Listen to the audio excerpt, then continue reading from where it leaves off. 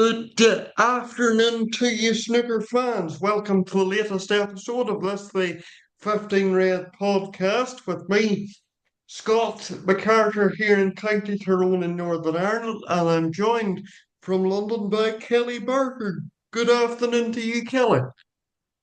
Good afternoon, Scott. How are you? I'm guessing you're a very happy John Higgins fan today. Indeed. A tremendous 32nd world ranking title for John Higgins, 4 years and 1 day after that extraordinary Players' Championship in 2021. Yes, as you say, delighted for John, of course, because you know what? I mentioned this, I think it was under Jason Ferguson's Facebook post. You can tell John was with Alan McManus when he was younger because he's just got the same sort of all round passion for the sport as Alan has. And that's the sort of thing that I think you and I share.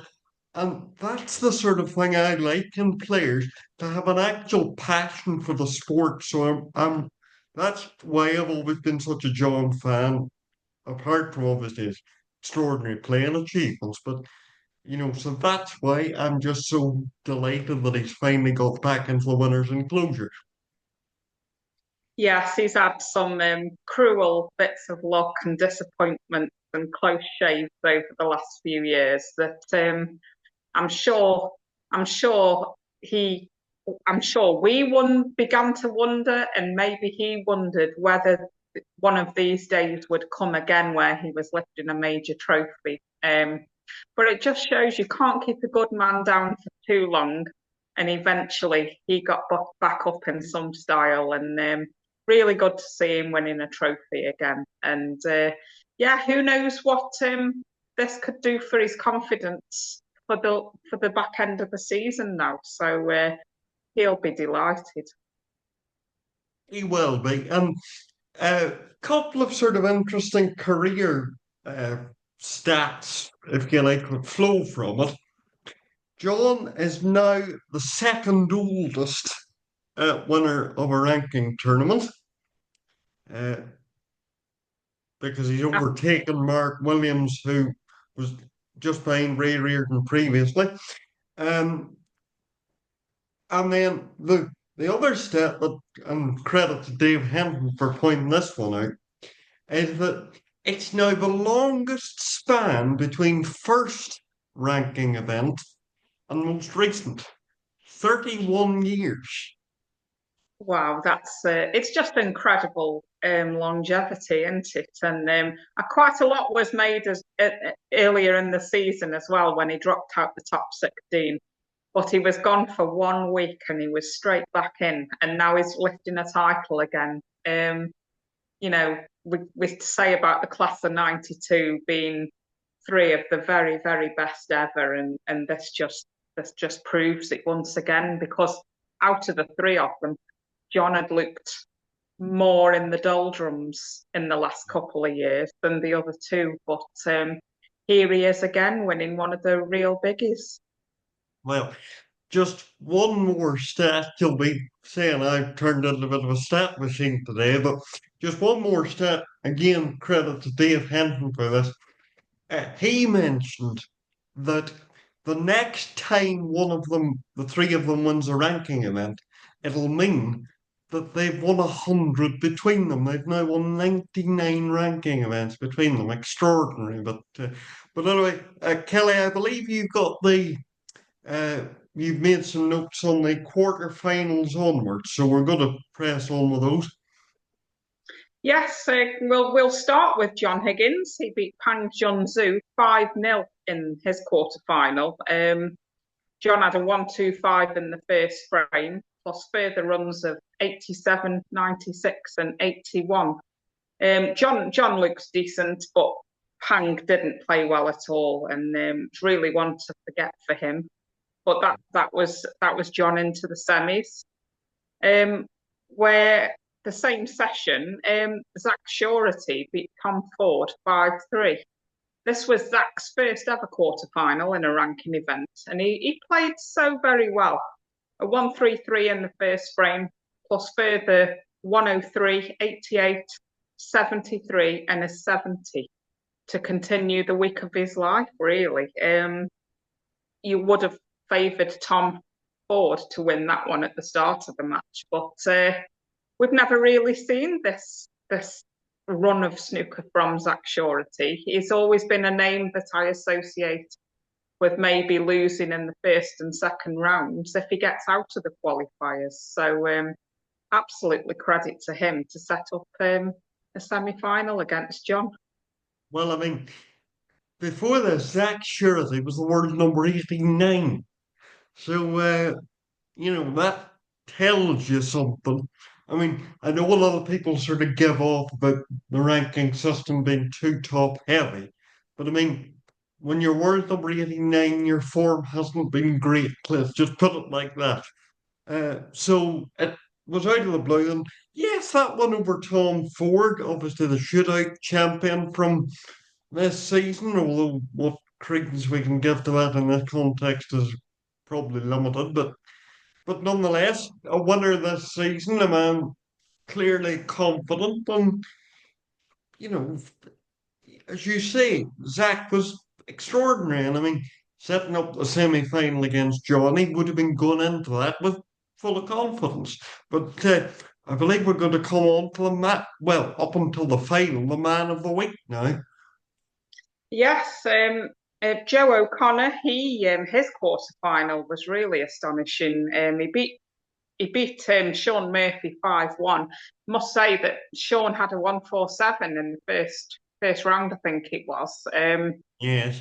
So his form has been incredible since the turn of the year, and so Yep. it was his second 147 in 2025 as well. So Sean would have been a big favourite. For me, he was favourite for this tournament by this stage, not just Yep. winning this match. But Joe O'Connor played as good as anyone's ever played against Sean. That's what Sean said. Yep. And it was incredible snooker. Joe had 3 centuries and 260 odds. And Sean had a century in the one frame that he won. So anyone who hasn't seen that match, it's worth going back and looking at that because it was incredible snooker and thoroughly enjoyable. And Joe O'Connor's been on a bit of a run lately, so yeah, he was into the semi-final and he didn't look flustered or wow, what am I doing with this form? It just looked completely normal to him. So all credit to him. And he set up a semi-final against Ali Carter, who beat Barry Hawkins 5-4 in his quarter-final. It was a very evenly matched contest. Barry did lead 3-1, but Ali was a bit better after the interval. Although I think it ended up being a bit of a tough defeat for Barry, as he'll feel he should have put that one away. But it was Carter who progressed to the semis for a match against Joe O'Connor. And these two played very recently in the quarterfinals in Wales. So a chance of a bit of revenge for Joe because Carter came out on top in that one. Yes, well, actually, it turned out, of course, Joe O'Connor, a player, Dave, you'll be calling me Dave Hinton's ventriloquist after this episode, but Dave Hinton made the point of commentary at one stage that the Championship League, been against Carter actually, that the Championship League, in the early part of the year really helped Joe. Maximum this aside, of course. But match practice, there's no substitute for it, and he clearly benefited from it. Absolutely, I can't overstate how much that Championship League always seems to do well for some certain players, and I think for those players who are high enough in the rankings to get an invite into it, I just think it's like you say, it's fantastic match practice. And at this time of the year, players would only be practicing all day anyway if they haven't got a tournament because everyone's starting to think of Sheffield now. And Joe really sharpened up his game in the Championship League. As we spoke about recently, he went on a good run in the Welsh, got to the quarterfinals, and brought that form out to Yushan with him because he was doing so well again in the World Open. And Yeah. I really, although he hadn't had a great season beforehand, I really do put that Championship League as a great match practice for him and anybody else who plays in it. Yeah, well, just one sort of historical point related to character. Do you remember the World Champ or when he got to the World Final in 2008, which was the first year of the Championship League, and in the press conference afterwards, Phil Yates, statistician extraordinaire, of course, uh, asked, "Did the Championship League help you?" And he said, "Yes." Because, of course, think that year, Ali played in every single group in the first year. So it was like, it was hundreds of matches probably, and just extraordinary. And then all the sort of BBC journalists and other journalists that had been there only for the World Championship were asking Phil, "What's this Championship League about?" But no, so well done, Joe O'Connor, for at least for getting to the semi-finals, which is where we are at the minute. But go ahead, Yes. you can So go from yeah, there. moving on to the semi-finals, and the first one was John Higgins against Zach Shorty, and it was the biggest match of Zach's life, and he played so well, led 5-3, but ultimately it ended in heartbreak as he just Oh, couldn't quite get over the line. As the pressure built and John's experience told, and John eventually won 6-5. John played well and stuck in there. We have to give him great credit for that. But I yeah. think the match will be remembered more for Zach losing it how he did rather than John. That's not to discredit John whatsoever because No, he no. had to do it. But absolute heartbreaker for Zach after what had been such a good week.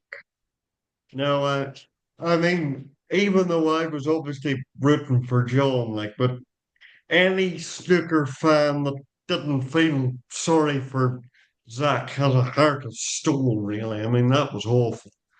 Like, Yeah, the unfortunate thing about it is now because he didn't win this tournament, he's not in the world. Well, he wouldn't have been in the World Grand Prix anyway. He's not in the Players' Championship, so he can't get in the third championship, which means he doesn't have any snooker until the World Qualifiers. Which, in one sense, is a good thing because he has time to put out of his system. But then, as it was saying with Joe O'Connor in the Championship League, there's no substitute for match practice. And Zach Shirley won't have it now. that is true. But I think in this case, because I think if he was straight to the World Grand Prix or some lowly qualifiers this week, I think it would still be playing on his mind. But in his case, I do think he having the little time off now and, as you say, getting it out of his system, I think could be the best thing for him. And as for the match practice, he is an Essex boy, and there's a good group of players he can practice with. And I don't think he'll be short of match practice partners. I know it isn't a tournament, but in his neck of the woods, I don't think he'll be short of match practice leading up to Sheffield. I'm sure a few of the lads will, maybe Stuart Bingham and co, they'll be wanting games leading up to Sheffield. So Yeah. hopefully, although we're all feeling for him at the moment, I think he'll be all right. And I'm sure everyone around him will be telling him what a great week he had. He played so well all the way through, and he was Yeah. so close. He only did lose by one frame. Yes, he should have won it, but maybe this will build him. He'll be stronger for the experience next time. Yes, yeah.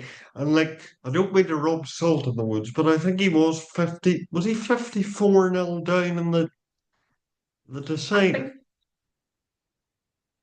I can't remember about the decider, but I think when he was 5-3 up, he was 54-0 up in that frame.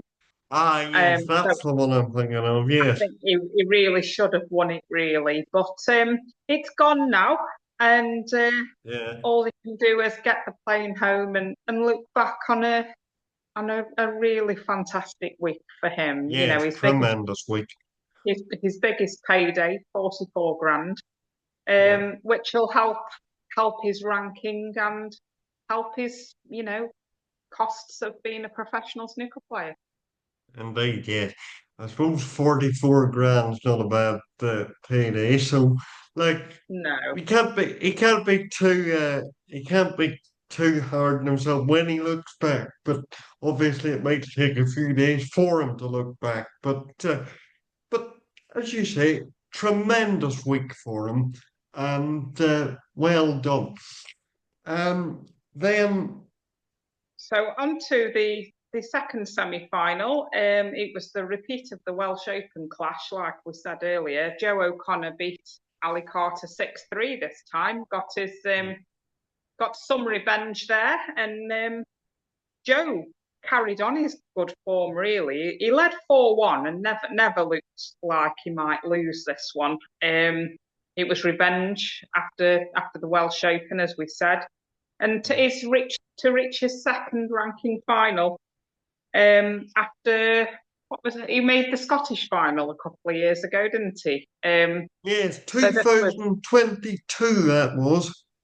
yes. So it's back in a final again, and this is a real major. A Yeah, guarantee of 75 grand, and if he could have won it, then 175k for the winner. So it was a massive match for Joe, and yeah, to set up a final against John Higgins that we were all looking forward to.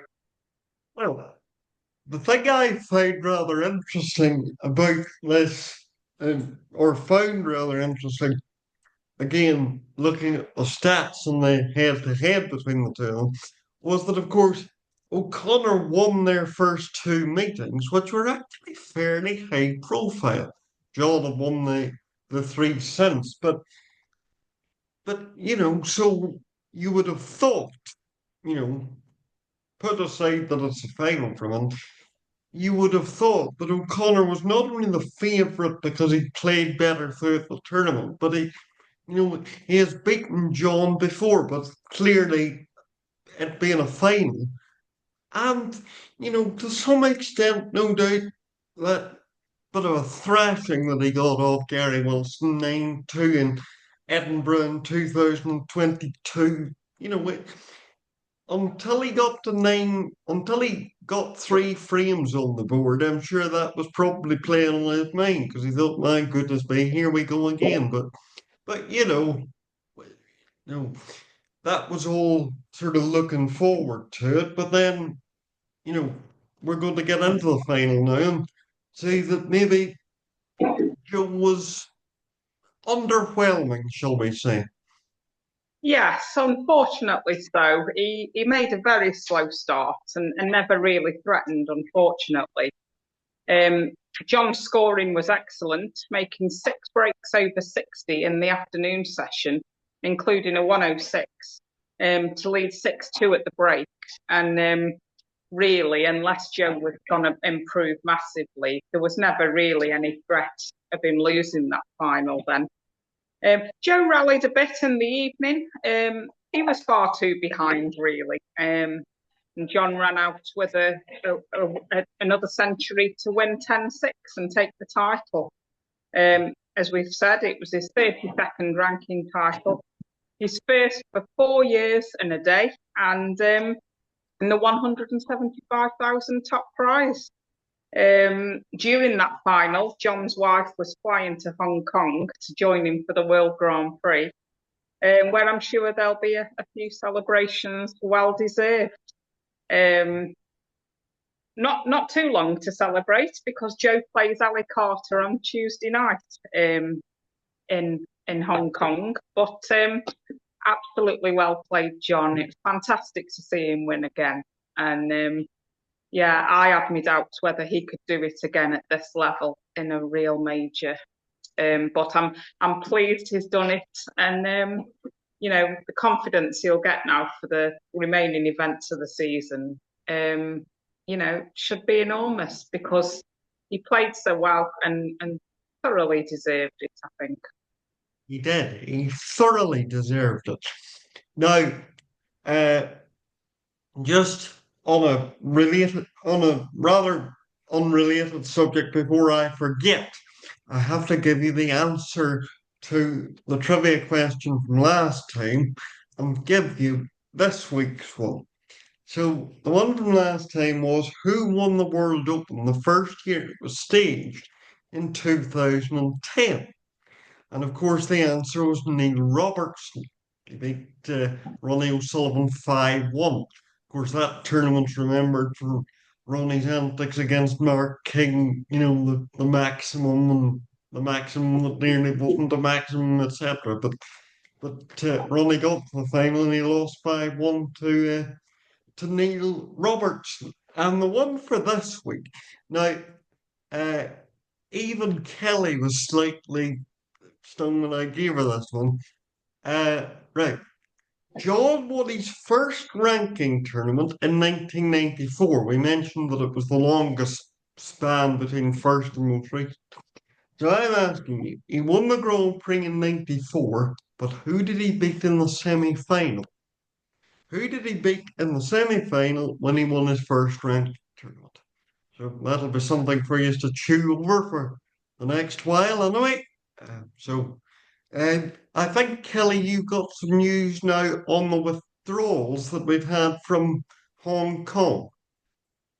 Yes, sadly, and a bit worrying, I think. Ronnie O'Sullivan has withdrawn from the Grand Prix. Not fully surprising after recent events that he's not played in.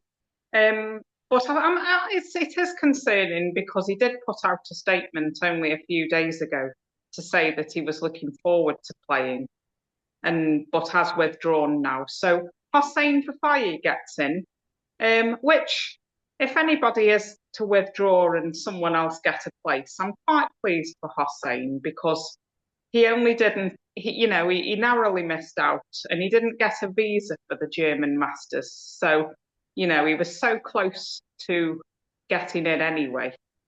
So yeah, Hossein is in now, and I think he plays CJW.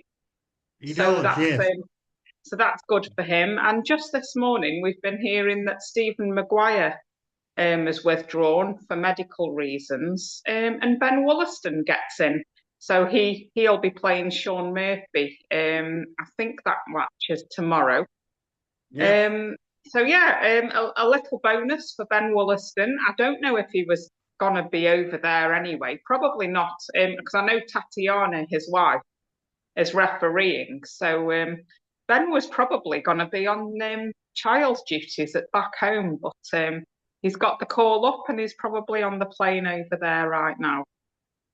Yes, look, I've never really asked anybody this question, but what would happen if, for example, Ben got to the final and if Tatiana had been given the final, would obviously she'd have to step out, but that's sort of a rather interesting family dynamic, but maybe she hasn't got the final, so let's not speculate, I suppose, but be interesting. Well, I would like to think that even if she had got the final, but she couldn't do it because Ben was in the final, I think I've got a feeling she'd be very pleased for her husband to be doing so well and reaching the final. And Yes, hopefully she'd be given the final of the next tournament. But great referee. yeah. I think she might do the big one at the Crucible one day. So only for her sake, we would hope that Ben doesn't spoil that day for her if she does it. But like we say, if Ben was to reach one of these big finals or even at the Crucible, I think she'd be more delighted that he could do it rather than her involvement. Yeah. Sorry, that was a bit that was a bit of a detour, but had I've never had the opportunity to ask anybody, so I wanted sort of to get your opinion on that sort of thing. But no, yes, on the substantive point about withdrawals, uh, not the best. We're obviously rather concerned about O'Sullivan. I don't, has he played since we started? Yes, he did play in the UK Championship. I was there for his match. He lost in the first round to Barry Hawkins, and that Oh was yes. actually he played pretty well, to be fair, in that one, and there didn't seem to be problems. Um, but I think it's more been since Christmas that personal problems have, you know, they're there. We all have personal problems from time to time. We know that Ronnie is a complex character at the best of times. Um, I hope that he can go away and, you know, get himself right, and hopefully he will play at Sheffield because that's his next opportunity on the main tour. Um, we can only wish him all the best. Who knows what's going on behind closed doors in people's lives? I'm not always his greatest fan because of some of his behaviour at times, but he is our greatest ever player and still the big box office draw. And I do hope he comes back because any tournament that has him in it is, better for it, really, even if he loses early on. So hopefully we'll see him back at Sheffield at the Crucible. Yes, he's an extraordinary player, but no. Um, on the criteria for his replacement, Mark Allen's weighed in and said that Hussein shouldn't have got the wild card, but essentially I agree with you because, or shouldn't have got the call up rather, but he deserves it because like he could have been there by right if he'd got the visa for Germany and could have gone deep there. So it's not it's not his own fault in that regard. So Yes, and I have to say, sometimes, I agree with much of what Mark says, but on this occasion, I don't know that I do. That 1 year list is there, and essentially the tournament is for the top 32 players who are willing and available. And we've now got two who aren't available to play. So I think it's right that the next two come in on this occasion. We don't really want buys and, and empty tables for sessions. So I think it's right that Hossein and Ben got the call to see if they wanted to play. yeah, yes. By the way, in terms of who we're tipping to win in Hong Kong, because that's obviously what we're watching over the next few days.